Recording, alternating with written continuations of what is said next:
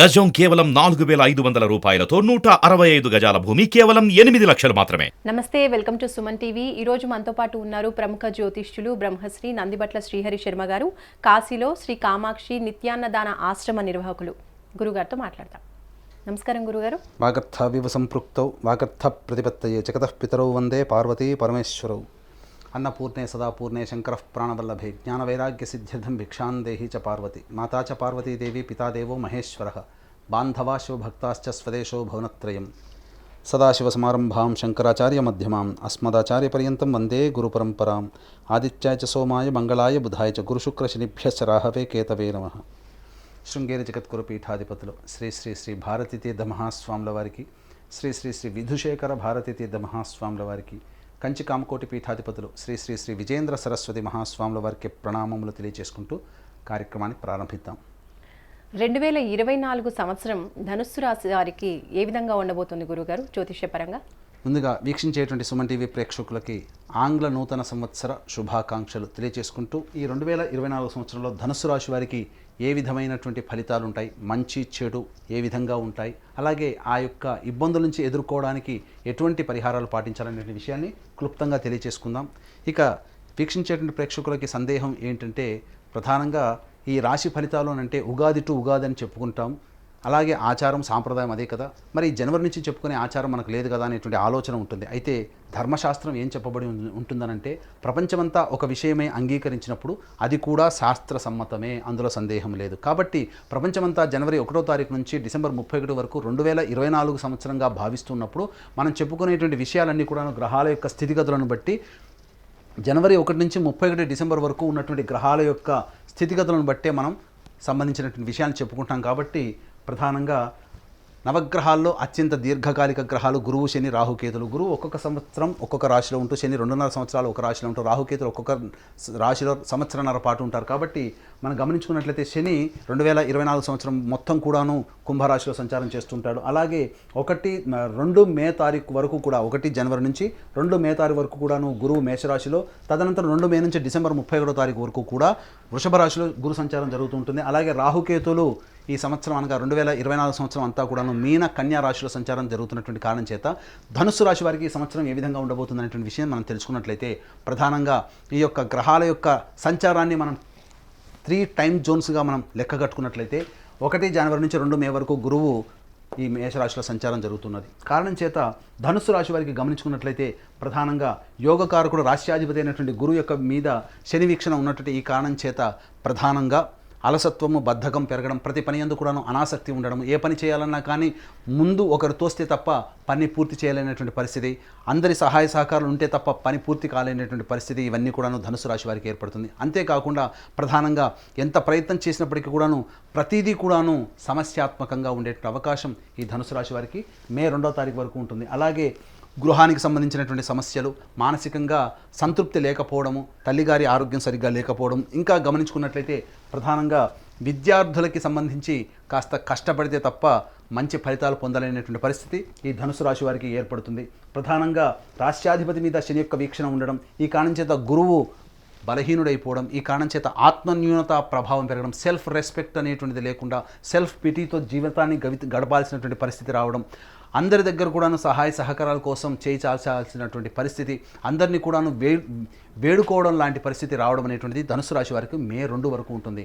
ఎటువంటి ప్రయత్నం చేసినప్పటికీ కూడాను సజావుగా సాగలేనటువంటి పరిస్థితి, అలాగే సరైనటువంటి ఆహార నియమాలు కూడాను పాటించాల్సినటువంటి పరిస్థితి ఈ యొక్క ధనుసు రాశి వారికి ఉంటుంది.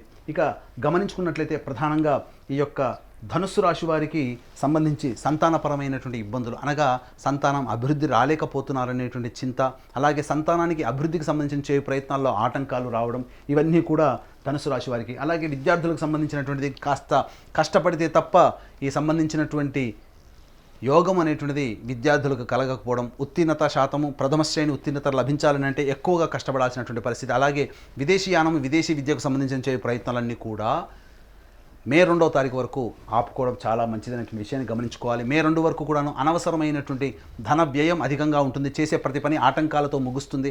అలాగే సరిగ్గా నిద్ర పట్టకపోవడం అనేటువంటిది కూడా మే 2వ తారీఖు వరకు కూడా ఈ ధనుసు రాశి వారు ప్రభావితం అవుతారు. కాబట్టి అన్ని రకాలుగా దైవానుగ్రహంతో ముందడుగు వేసినట్లయితే, ఆత్మవిశ్వాసంతో ముందడుగు వేసినట్లయితే ఈ యొక్క ధనుసు రాశి వారికి మే 2 వరకు కూడాను అనుకూలంగా ఉండదు.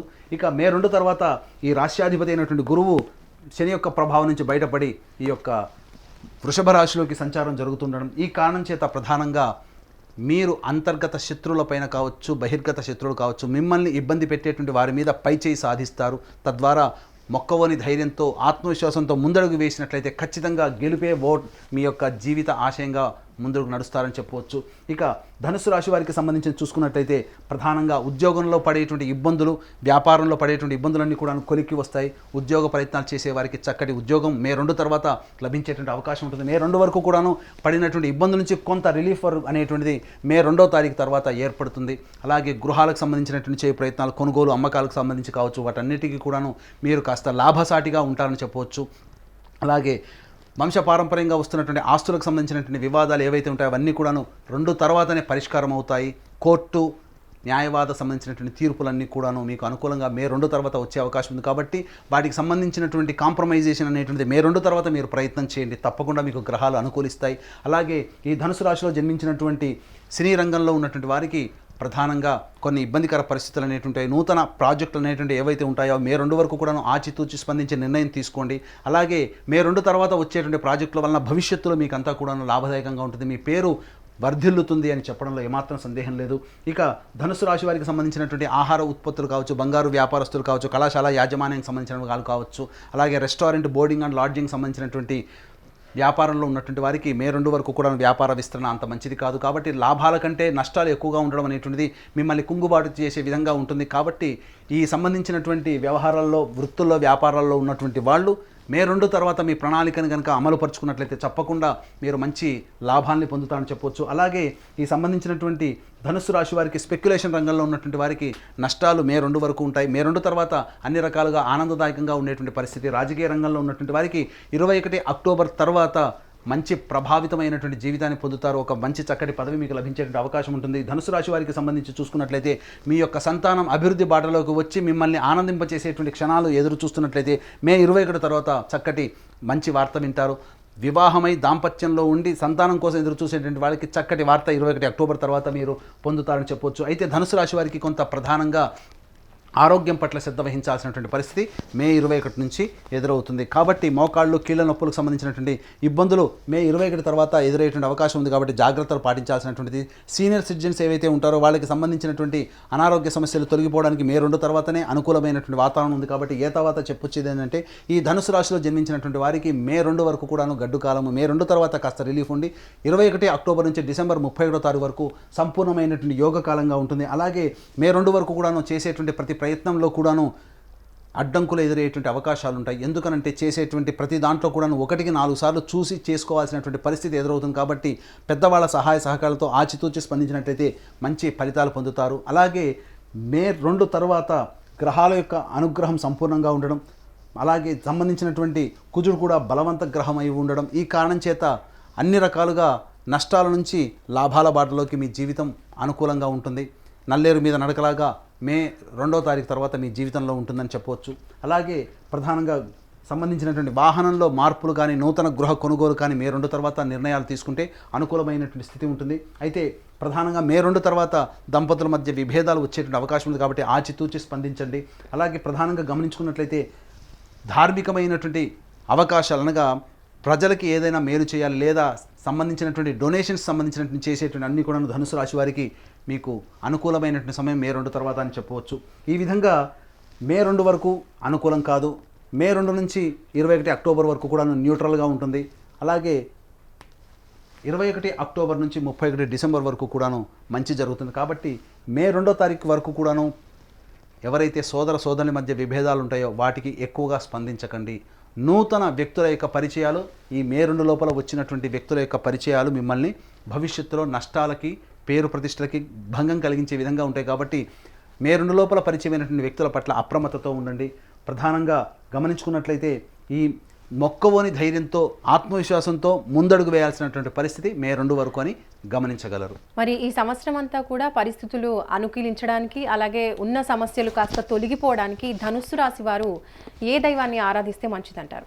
ధనుస్సు రాశి వారు ప్రధానంగా దత్తాత్రేయుని యొక్క ఆరాధన చేసుకున్నట్లయితే చాలా మంచిది. దత్త చరిత్ర పారాయణం అనేటువంటిది మీకు సమస్య కలిగినప్పుడు ప్రధానంగా దత్త చరిత్ర పారాయణం గురువారం నాడు ప్రారంభించి బుధవారానికి కంప్లీట్ చేయండి. ఈ విధంగా 6 పారాయణాలు కానీ 9 పారాయణాలు కానీ చేయండి, మీ సమస్యకి పరిష్కార మార్గం లభిస్తుంది. అలాగే సూర్య ఆరాధన చాలా విశేషాన్ని మీకు యోగిస్తుంది. కాబట్టి ప్రతి ఆదివారం రోజున విష్ణు సహస్రనామ పారాయణం చేయడం, ఆదివారం రోజున మాంసాహారాన్ని నిషేధం చేసుకోవడం, ఇవి పాటించినట్లయితే చాలా మంచి ఫలితాలు పొందుతారు.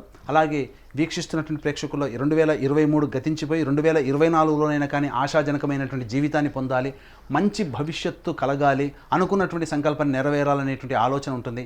ఎంత కష్టపడ్డప్పటికీ కూడాను, ఎన్ని ప్రయత్నాలు చేసినప్పటికీ కూడాను, నిజాయితీతో ఉన్నప్పటికీ కూడాను రవ్వంత దేవతానుగ్రహం కూడా కావాలి. కాబట్టి ఇటువంటి దేవతాను అనుగ్రహించే సంకల్ప సిద్ధి హోమాలు మా పీఠం ఆధ్వర్యంలో ప్రతి నెల 21 రోజుల పాటు ప్రతి నెల జరుగుతాయి సంకల్ప సిద్ధి హోమాలు. అలాగే తండ్రి వైపు 7 తరాలు, తల్లి వైపు 4 తరాల్లో ఏవైనా దుర్మరణాలు అనగా road accident, fire accident, suicide attempt, నదిలో బావిలో పడి చనిపోవడం, ఇంట్లోంచి వెళ్ళిపోవడం, లివర్ ఫెయిలే, కిడ్నీ ఫెయిలే, క్యాన్సర్తో చనిపోవడం, 60 సంవత్సరాల లోపల ఈ విధంగా చనిపోయిన, కులాంతర మతాంతర వివాహాలు జరిగిన, వీటన్నిటినీ కూడాను పితృదోషం లేదా పితృశాపం అని అంటారు. కాబట్టి ఇట్టి పితృదోషం లేదా పితృశాప నివారణకి మా పీఠం ఆధ్వర్యంలో నిజాయితీగా సశాస్త్రీయంగా జరిపించబడతాయి పితృదోష నివారణ పూజలు. అలాగే కాశీలో మా సొంత భవనం శ్రీ కామాక్షి నిత్యాన్నదాన ఆశ్రమంలో ప్రతినిత్యం శివబంధువులకి కాశీలో అన్నదాన కార్యక్రమం జరపబడుతుంది. మీ పుట్టినరోజున కానీ పెళ్లి రోజున కానీ మీ యొక్క సంతోషాన్ని మీ కుటుంబ సభ్యులతో లేదా మీ బంధువులతో ఎలా అయితే జరుపుకుంటారో అంతే సమానంగా కాశీలో ఉన్నటువంటి శివబంధువులతో కూడా జరుపుకోవాలని భావించినట్లయితే కార్యక్రమం తదనంతరం కాంటాక్ట్ చేసి అన్నదాన వివరాలకు సంబంధించినటువంటి పూర్తి వివరాలు తెలుసుకోవచ్చు. అలాగే అదృష్ట సంఖ్య,